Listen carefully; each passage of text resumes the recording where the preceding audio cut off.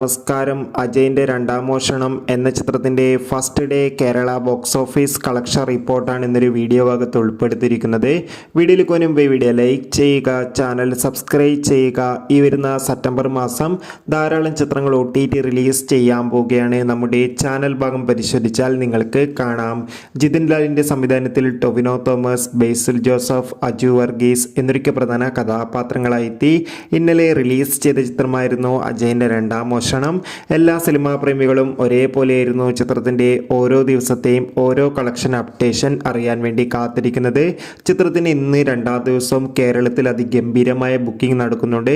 ഇപ്പോൾ ഇതാ ചിത്രത്തിൻ്റെ first day Kerala collection updation പുറത്തുവന്നിരിക്കുകയാണ്. ചിത്രത്തിന് ആദ്യ ദിവസം കേരളത്തിൽ നിന്ന് 2.5 കോടിക്ക് മുകളിൽ കളക്ഷൻ ലഭിച്ചു എന്നാണ് അറിയാൻ വേണ്ടി സാധിച്ചിട്ടുള്ളത്. എന്തായാലും കാത്തിരിക്കാം ചിത്രത്തിൻ്റെ ഒഫീഷ്യൽ കളക്ഷൻ റിപ്പോർട്ടിനായി. ചിത്രം കണ്ടവരുടെ അഭിപ്രായം കമൻറ്റ് ബോക്സ് രേഖപ്പെടുത്തുക.